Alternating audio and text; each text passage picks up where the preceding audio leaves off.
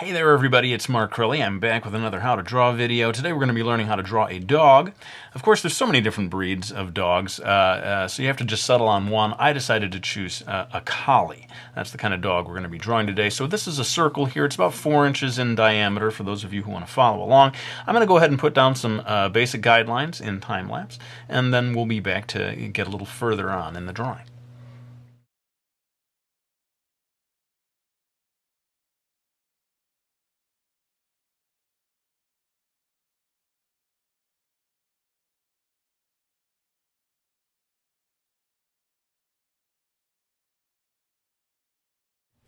All right, well, we've got some good basic guidelines in place here. I'm going to add just a couple of more guidelines again in time-lapse, and then we're going to be good to go. I'm going to add some lines here to show a pattern in the fur, and then just a couple of teeth down here.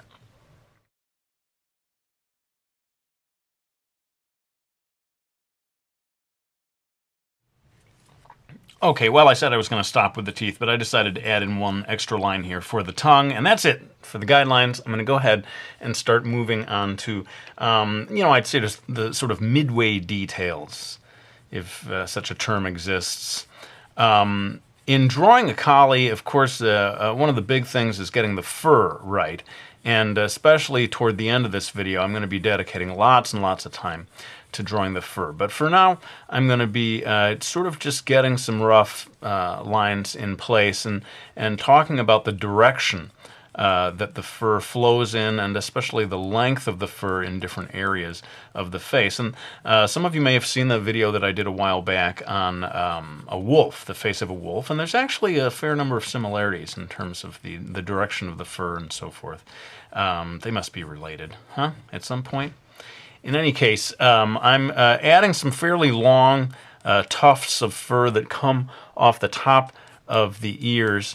And, I just sort of made a decision to draw the collie with the ears flopping down instead of pointing straight up, I suppose, to differentiate this lesson a little bit from that wolf one as much as I could. But what I got a little confused in as I studied different photographs was the coloration of the ears, and it seems like different breeds have different colors. One photograph I studied with the ears flopping down, the fur on top of the ear appeared quite light in color with more darkness underneath. But those of you who own collies, let me have a look at your collie's ears and see if the upper edge of it gets real dark.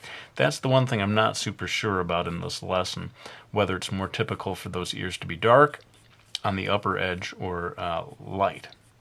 Or maybe it just depends on which dog you have. Anyway, let's move on to at least getting a little more of the fur in place. Now, I saw at least one photograph where the fur at the very top here of the forehead was not super long, creating a nice little clean contour there. But of course, as you go off to the sides of the head, that's where you're really going to start to see longer and longer fur flowing off from the head.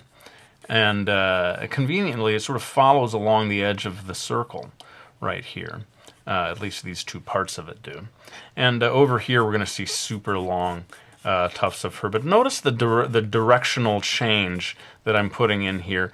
It's sort of flowing down and to the left all along here. These are all just rough guidelines, and I'm going to sort of polish this as I go along toward the end of it. But then notice the change in direction here. It starts to go straight out and then actually joins with this hair at the base of the ears, which is curving upwards. So that's a little tip on getting the basic direction of the fur in that part of the head correct. And later on, we're going to be talking a lot about sort of the balance of black and white in drawing a collie. I found that became a real definitive attribute, getting those darks and lights in the right place. And then over here where you see this long straight line, that line is a fiction. There is no clean straight line like that on a collie, no way. The fur becomes very long. It's flowing out in this area, but I just put a basic guideline there to get me started. And yeah, like I keep saying, I'm going to be coming in and refining this as I go. This is just sort of getting us started. Now, where the hair of the fur gets very short is right along the top of the snout here, and I'm just going to put in some little dashes to give you some sense of the direction of that. Seems to be following north-south. The top of the head is north, and the snout is south. These furs are going north-south in this area. Very, very short, very, very small. And then they begin to flow outwards. There's an area here beneath the eyes that I'll be getting into. And maybe I'll refocus the camera before I start really getting to the fur of that area, because it sort of flows in lots of different directions there. But suffice to say, you're going to have lots of very short hairs that begin to fan out here across the snout of the dog. Hope I'm getting the right terminology there. It would be the first time in the history of my videos if I were to get the right terminology.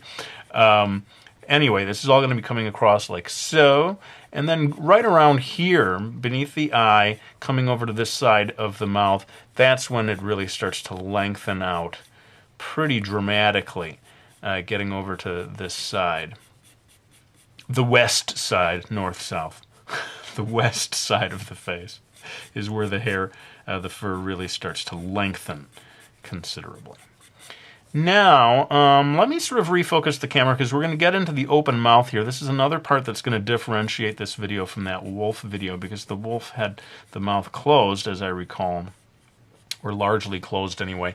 And this collie has the mouth fairly wide open, and so we're going to see a bunch of the teeth and so forth. So hang on a second, I'm going to refocus the camera.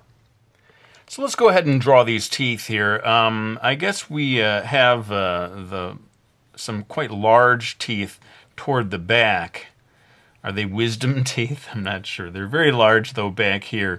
And then what I found interesting was after a couple of sort of sharp teeth back here, there was a gap. I noticed quite a gap between here and between this these two really quite big sharp teeth at the bottom.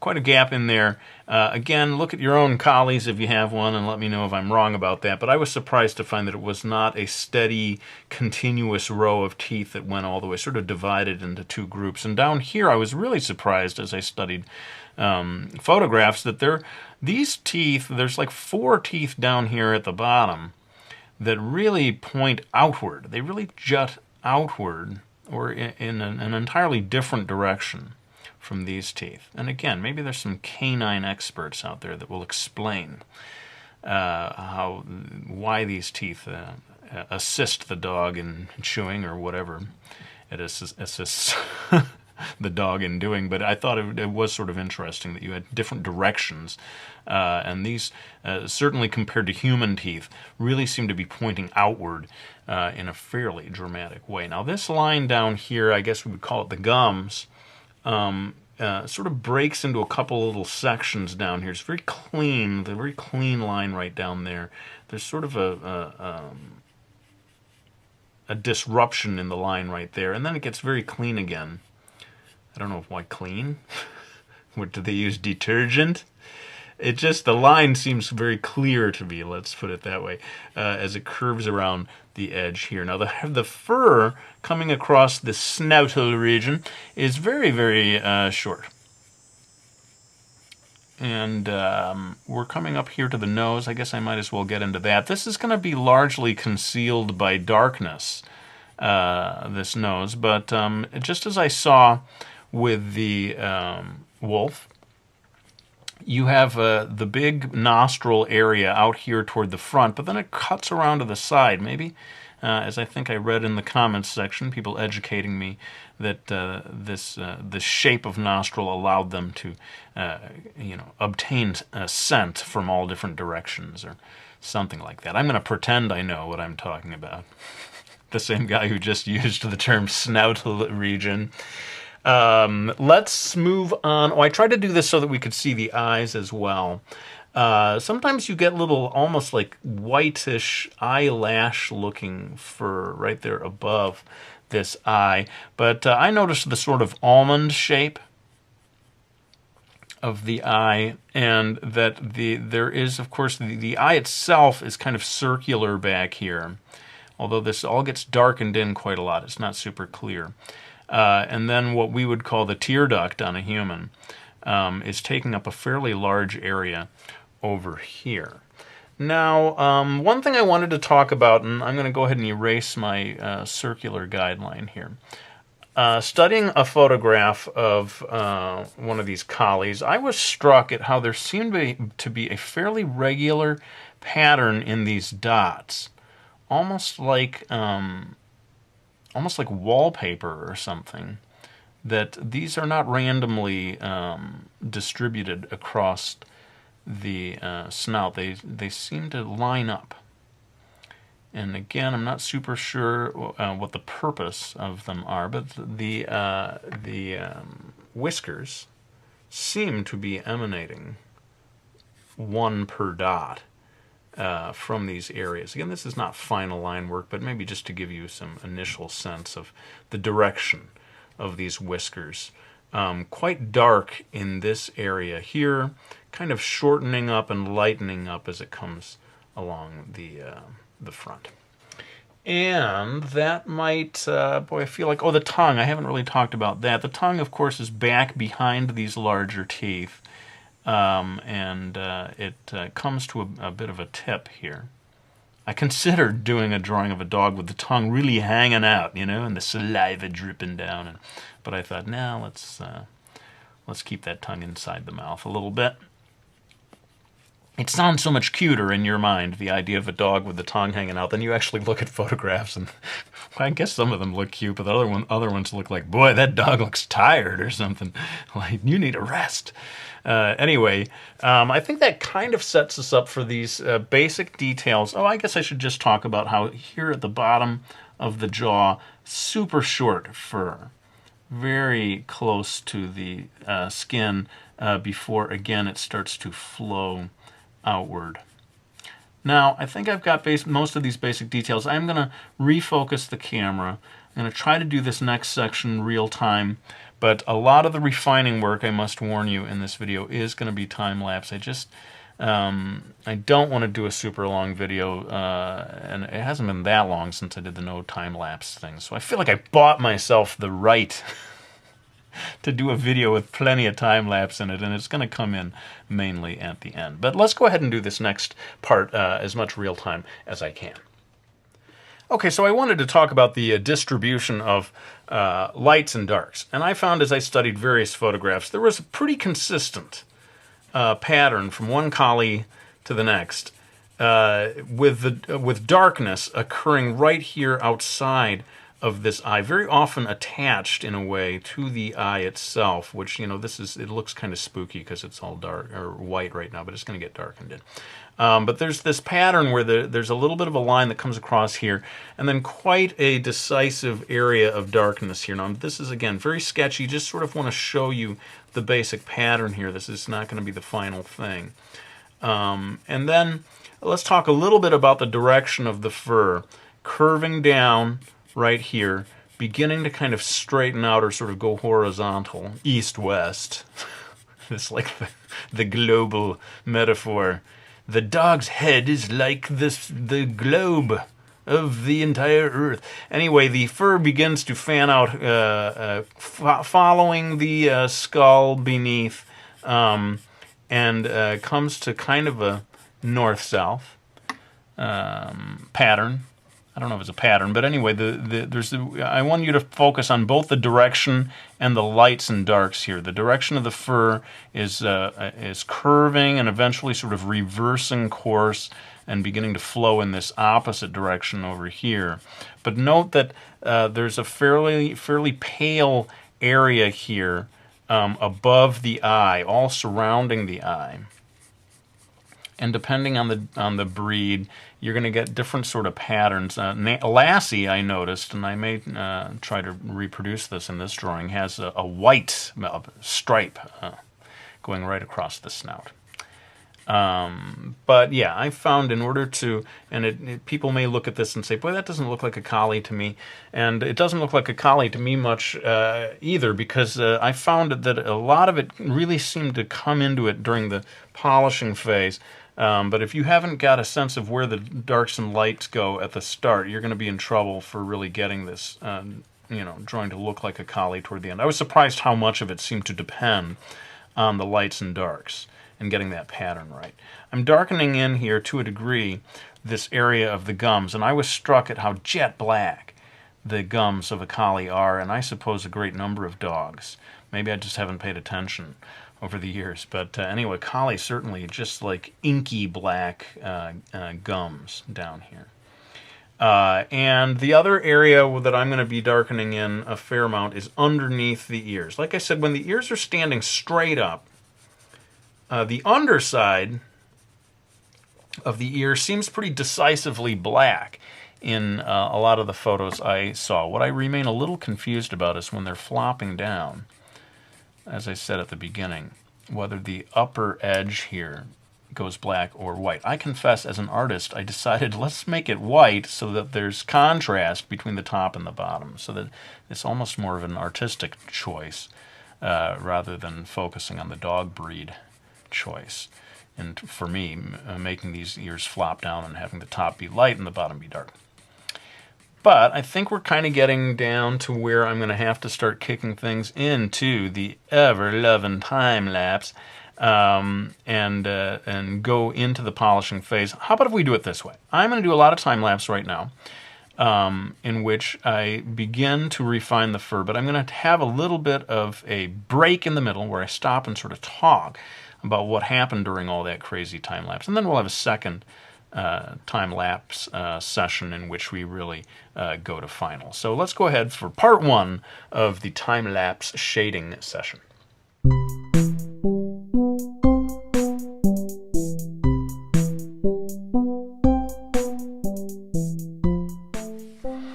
All right, so we're making progress here, kind of refining things. I thought I'd come in for my little halftime show here to give you two different tips. One of them is that I'm doing a lot of shading this time with the side of my pencil.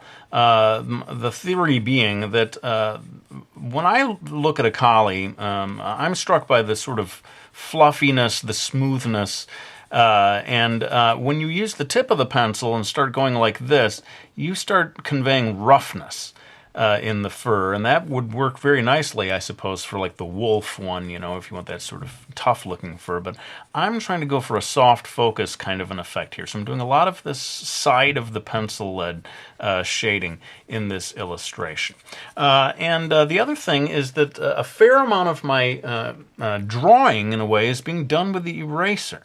I put some tone down, and then I go in with my eraser to suggest a tuft of white fur coming here in front. Of course, that involves a little bit of preparation and back and forth. You know, you get some dark tone with an eye toward erasing it, and it can be a pretty effective way of conveying fur. And you find that you are, you know, quite literally drawing with your eraser.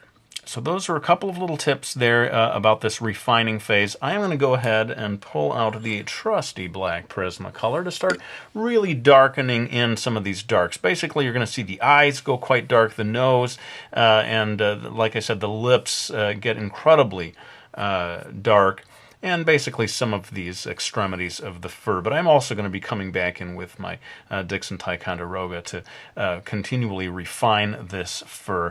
A lot's going to take place here, all in time-lapse. My apologies. But hopefully I've given you a couple of tips that help you understand how we're going to get to this final point. So let's go ahead and finish this drawing.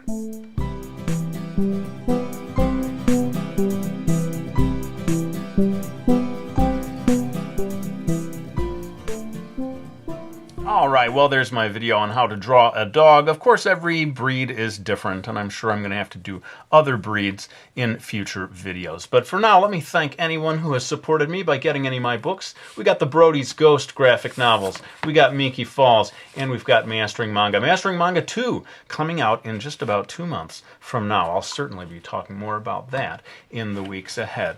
But let's go ahead and wrap this video up. I really hope you enjoyed it. Gotta lay down the pencil.